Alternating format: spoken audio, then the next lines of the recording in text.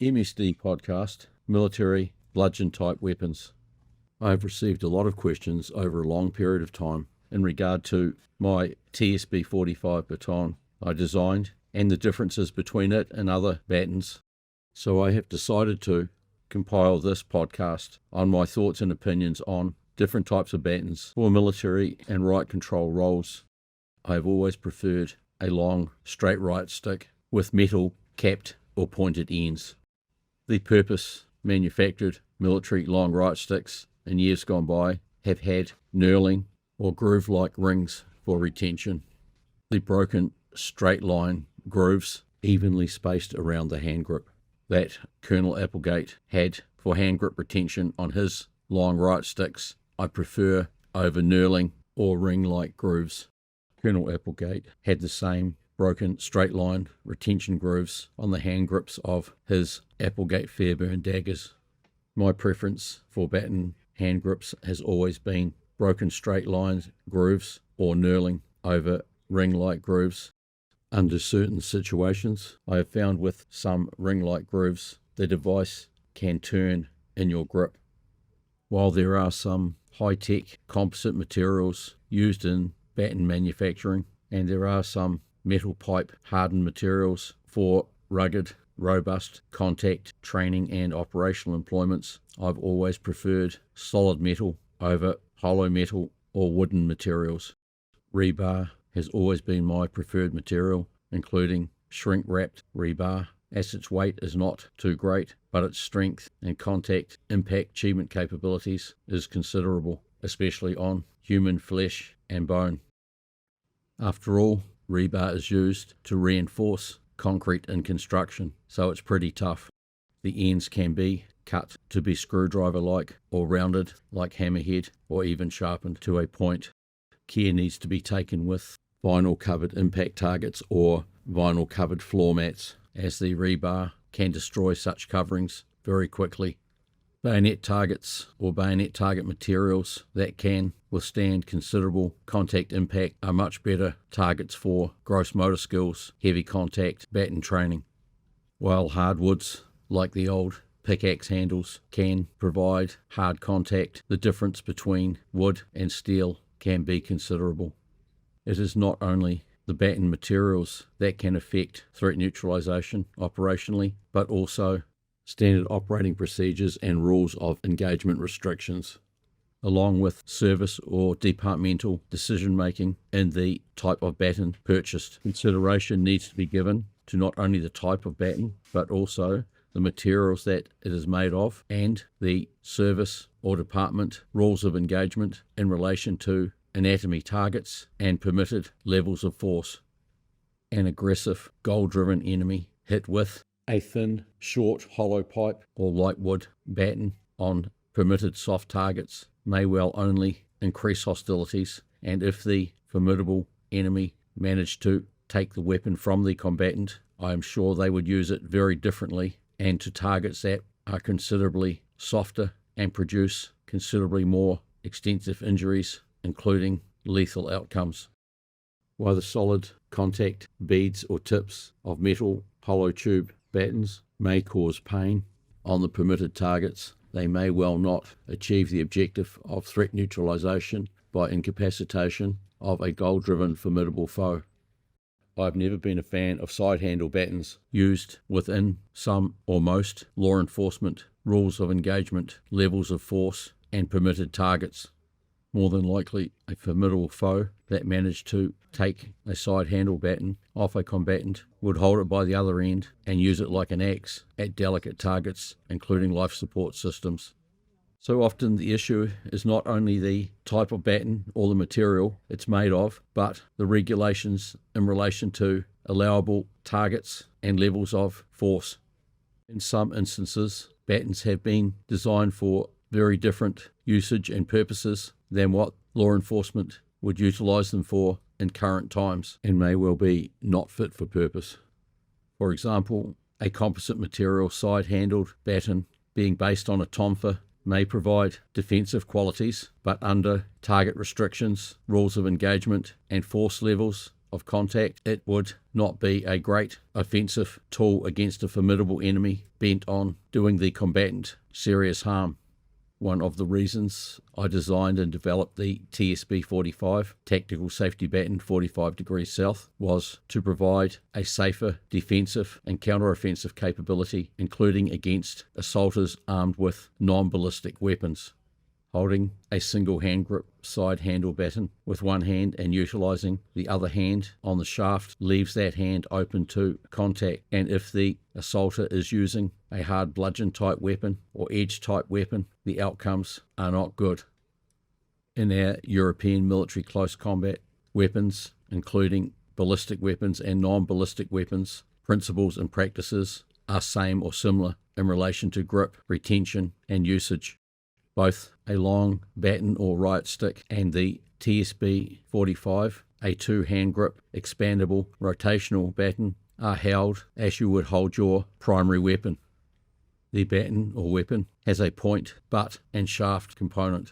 These three components are important with both individual offensive and counter-offensive contact and with combination thrusts and diagonal contact actions known as cuts. Counter-offensively, the TSB-45 can be used against non-ballistic impact and edged weapons with the user having both their hands behind the forward shaft and rear housing and not exposing them to contact while maintaining full hard grip retention. I have provided training to services that issued their personnel with hollow plastic training side handle batons to be used in an environment that was high risk. I have shown operators that were not happy with issued options how to modify single side handle batons to improve retention and protection of both the handle gripping hand and the shaft retaining hand. The materials we demolished under testing for the TSB-45 were considerable until the inner and outer materials withstood heavy contact impact testing against wide-ranging tools and weapons. Going back to the old rebar, I can remember during combating enemy fighting arts training against stick fighting, the rebar contact impact with the stick fighters, light sticks, knocking them completely out of their hands or doing considerable damage to the sticks. With long batons and riot sticks, it is important that the user knows how to correctly grip them and how to use a lanyard, both for retention and for quick release. It is important that the baton hold and usage has commonality and cohesion with support tactics and skills, including stance, hard cover guarding protection, and advance assault movements and stationary and evasive counter-engagement movements.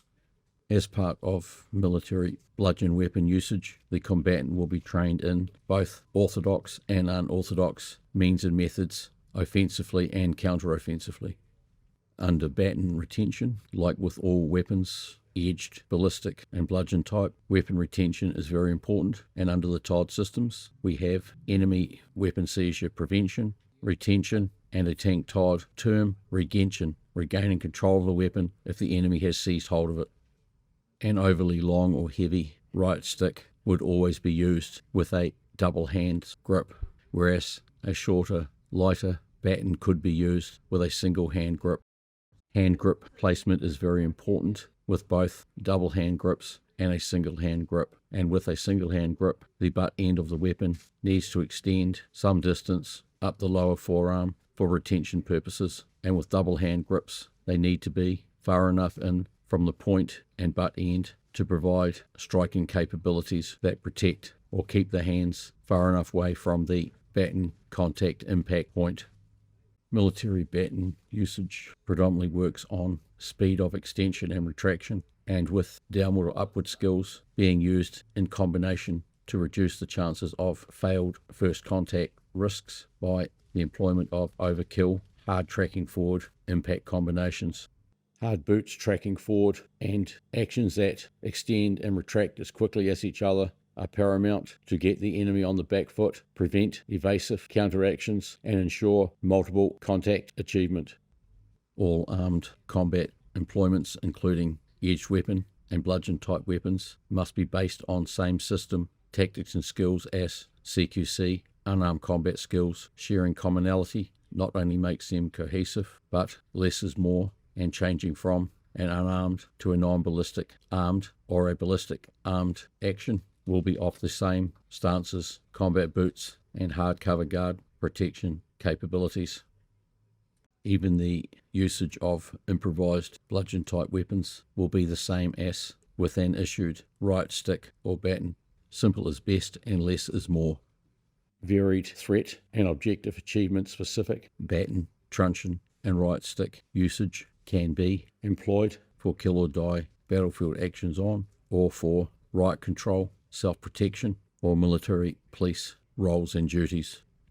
Over the centuries, there have been trench warfare type weapons and covert deadly type weapons that have included pointed or sharp-edged plunger or hammer head or ball end bludgeon type impact weapons. I have seen with my own eyes and news footage of hollow pipe, short batons and plastic and side handle batons used to break up street violence, including gang street violence, under their rules of engagement, with absolutely no effect on those fighting in the street. There is a considerable difference between military and law enforcement when it comes to types of bludgeon weapons and the usage and rules of engagement, as well as target selection and levels of contact.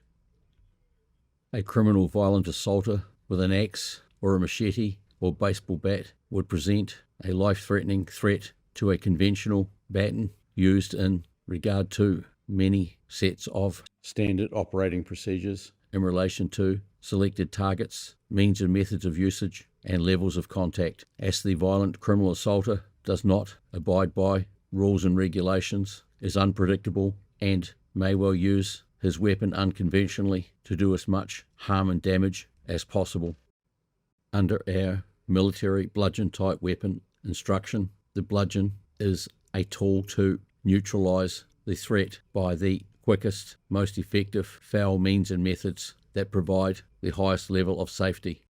To the practical realist, under a life and death actions on, anything less simply increases risk and reduces the chances of defeating a formidable unarmed or formidable non-ballistic weapon armed foe. The utilization of a baton that is not fit for purpose with skills that do not provide threat neutralization when up against a formidable foe can often come down to being all too late to change to a primary lethal type weapon under a violent assault once injured or incapacitated. Up against an enemy bent on killing the combatant, deciding to use a non-lethal or less lethal option could well be fatal. The best tool for the job, fitting rules of engagement, standard operating procedures, levels of contact force, real-time, controlled assessment, decision-making, and employment of bludgeon-type weapon, threat neutralization, is the modus operandi of objective achievement by means of a baton or riot stick. While I prefer a long right stick with hardened end caps, the TSB-45 is something I designed for purposes such as law enforcement, security, and for prison officers, where they need a capability to not only deal with unarmed threats, but also effectively disarm non-ballistic weapons threats, as in sharp-edged or bludgeon-type weapon threats. Everything about the TSB-45 is very different to conventional side handle batons. It is expandable, rotational, provides two-hand grip, skills employments, and retention. A combatant's primary or backup weapon, fundamental practices and usage principles are same or very similar with the use of the TSB-45. The TSB-45 fits cohesively with the employment of unarmed CQC skills, including hard cover guard protection and maximum retention of the device. Often, best CQC tradecraft skills come from ancient warfare or from professional sports or trades or manual labour practices, and as such, long right stick usage can be used by means of the same practices and principles in regards to a combatant's primary weapon, or by sliding hands from the double grip right stick hold to a compound double grip baseball bat batting type action. In my training, testing and qualifying days, I was fortunate to be trained by some pioneers of military armed and unarmed combat and learnt from them their battle-proven methods of bludgeon weapon employments. I also followed in the path of my mentor and former instructor, the late Colonel Applegate, with the development of weapons and training tools and equipment, including military daggers and baton design. The skills I learnt with a long right stick, trench warfare club, or short baton could be employed commensurately with the threat level. They also included very good offensive and counter-offensive combinations, including the Fairburn combination. Right stick and baton usage was not only for riot control and military police or law enforcement purposes, it was also for crowd combat and battlefield use, including applying the principles and practices to improvised weapons. Right sticks and the TSB-45 fit and work well with CQC skills such as stamp kicks, where you can maintain double grip retention on your baton while breaking their platform by means of stamp kicks. Many of my elite forces fellow master instructors, including Larry Jordan, have commented on how the TSB-45, when released, will revolutionize baton options and usage, especially in counter-offensive actions on against non-ballistic weapons. When I first showed the TSB-45 to Colonel Applegate, he asked me why was I bothering developing a more counter or defensive type baton, especially with law enforcement and military being armed with firearms. I explained that many countries, especially in corrections roles and security roles, may well not have firearms, or their usage may not be within rules of engagement. And when I demonstrated the offensive and counter-offensive qualities, including the disarming qualities and the maintaining of high retention, he considered the TSB-45 to be very different and provide special capabilities for specific roles. I have seen over the years, especially with law enforcement, the introduction of batons and the excitement it has brought to officers, even though some of these baton options capabilities were not great and certainly did not provide high-level increased safety and effectiveness and objective achievement. This was my motivation to develop a two-hand grip, expandable, rotational baton fit for purpose against both unarmed and non-ballistic weapon armed threats. I am a firm believer that weapons, tools and devices must be fit for purpose and under development must be tested to destruction and not wished or willed to work. And under the TSB-45 practical testing, the baton was held with pugil stick gloves and attacked with a crowbar, a machete, a sword, a baseball bat, an inch steel box section. And after all this punishment was still operational, testament to the amount of time and testing that went into material selection and the design features. Right sticks, expandable batons, and side handle batons for military roles bring into play more considerations in relation to options of threat neutralization, especially the use of a primary weapon over a carried bludgeon type weapon, and as such, considerations like the rules of engagement and threat levels can create the need for sound threat level identification and best threat neutralization options employments. This is certainly food for thought in certain roles and duties when it comes to decision making over threat levels and commensurate levels of force requirements. In closing this podcast, I will reiterate the words of Colonel Applegate after he's seen the TSB-45 in action. It just goes to prove history didn't always get it right, and skills must be ever evolving to fit with violence, threats, situations, roles and duties. My preference of rebar for long baton use also highlights how a robust everyday material like rebar can be more effective than custom developed devices and can produce quick, effective threat neutralization.